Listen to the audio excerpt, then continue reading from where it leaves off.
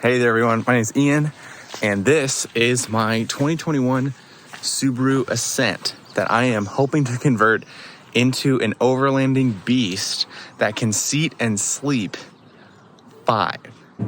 You're probably asking, Ian, why a Subaru Ascent? Why not a Toyota Tacoma? Why not a 4Runner? That's a great question. A couple reasons. First, I already own this car, so no sense in going out and buying something totally new, spending a bunch of money I don't want to. I have this car, I can do what I want with it. That's reason number one.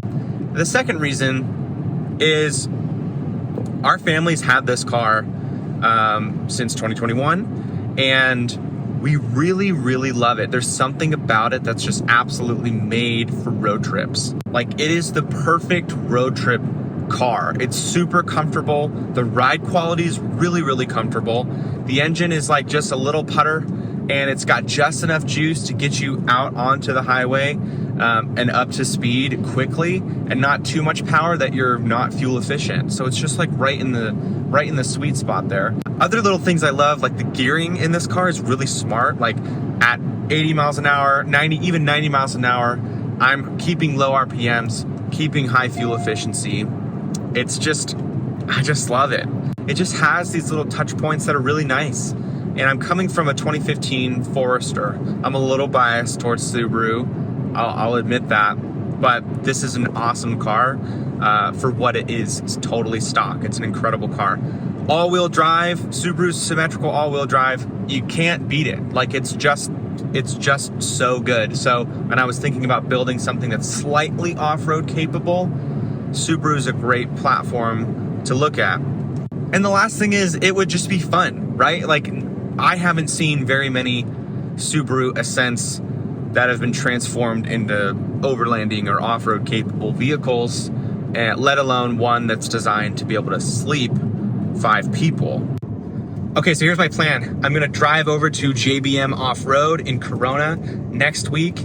I'm getting a 2-inch lift spacer kit installed, built by LP Adventure. It's for the Ascent. And they're also gonna throw on a Prinsu roof rack, which I was gonna do myself.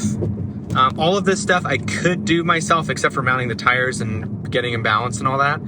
I was gonna do the roof rack myself, but it requires dropping the headliner, and I just don't wanna start this project off with potentially some kind of cosmetic damage to the roof, to the headliner. So I'm not gonna touch that. So I'm gonna let them deal with that, and hopefully that'll go well.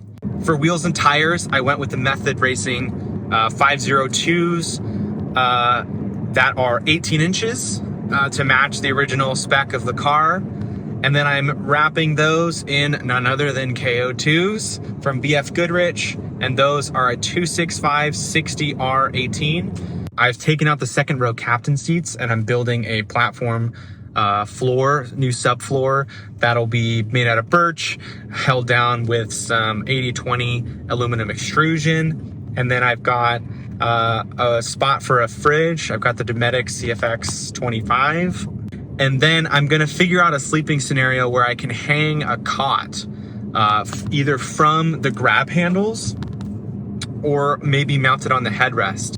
So I have to figure out my own version of that. So that's gonna be a fun one to explore. I'm keeping the far back passenger row. That'll be 3 car seats wide for the 3 kiddos.